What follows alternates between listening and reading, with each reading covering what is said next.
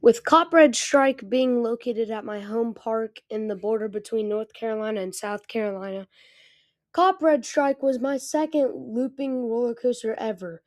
The only coaster to beat that record of the first looping coaster I've ever rode is Carolina Concussion or Carolina Cyclone, whatever you want to call it. Anyway, I have only ridden this roller coaster once, but I can remember everything strictly to the fact that it's basically some of the only hang time that I've really felt other than like maybe Tempesto's roll at Busch Gardens, Williamsburg. Alright, so now I'm going to give a full depth analysis of Copperhead Strike. Let's review this thing. You start off exiting the station and immediately go into a JoJo roll. This JoJo roll is very unexpected, especially where I was sitting, which was like two seats away from back row. I really could not tell you like if this is more intimidating in the front row. Anyway, it's it's the perfect demonstration of what you're going to feel for the rest of the ride, as basically every element that every moment of hang time that you're going to get is going to be spread it out through every single inversion other than the corkscrew. But this JoJo roll was really fun, and I think it's a key moment of the ride. Next, you kind of like you exit out of the JoJo roll, and then you enter this like cabin, and this is where you get some theming elements.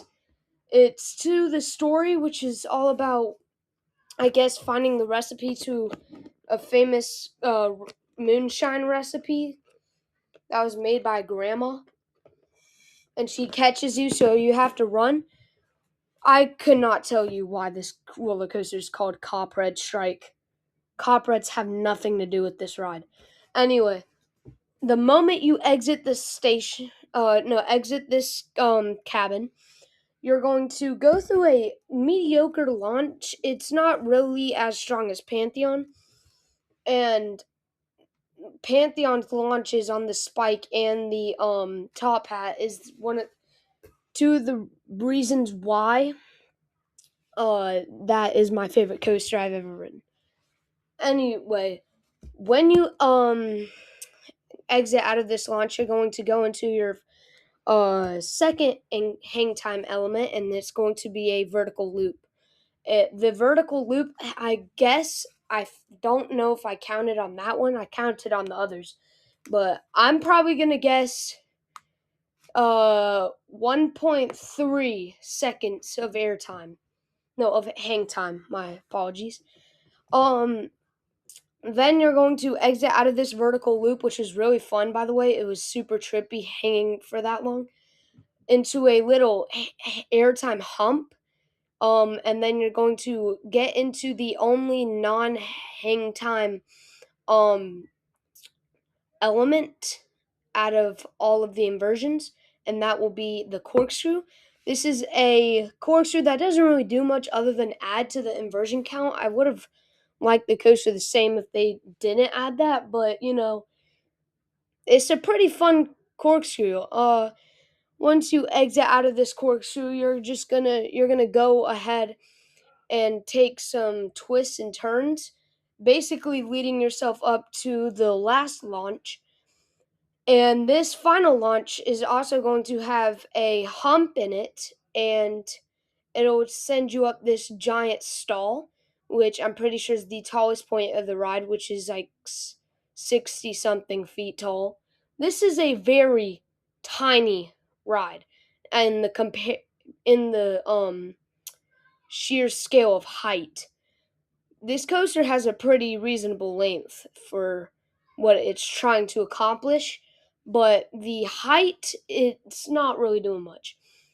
Anyway, after you exit the stall, you're going to drop down into the second vertical loop. This vertical loop has, I'm pretty sure, less hang time Then the first one, because this loop just like follows up immediately after the stall. Anyways, after this vertical loop, you're going to do twists and turns. I guess this is the worst part of the ride in my opinion. It's not bad. It's just trying to be like Maverick when it's not. And I haven't even been on Maverick, so that's really saying something. Anyways, then you're going to meander your way over to the brakes, and on both vertical loops it's going to go in between both of the vertical loops, which I guess is going to be like it was a nice experience for me because I got to saw what we just rode on, and then that's pretty fun to think about, but like it doesn't really add on to the ride in particular. So yeah, and then you go into the brakes. The overall layout is going to get a 7 out of 10 for me, but that's not really what does this for me. It is an actually the theming. This is the best themed roller coaster in the whole park, and it is also like anywhere you go into this queue, you're going to see something that is relative to the story about the grandma's moonshine. Like when you're about to enter the entrance to the ride, you'll see like these paint this like painted stuff over some cardboard saying like beware them snakes, misspelt words all around. But it's a very nice theme, and that is the key contributor to why I'm giving this roller coaster a 9.1 out of 10. This is my one of my favorite roller coasters I've ever ridden. Out of the 24 I've ridden, this is fifth place. All right. So that is my review for Copperhead Strike. I hope you like this video. I think I have started to get better at this editing thing. Anyways, if you don't think so, please comment down below and I'll take advice from you. But my next video is going to be another review on Vortex, a disaster that must be converted to a floorless right now, or I will light a match and that whole thing will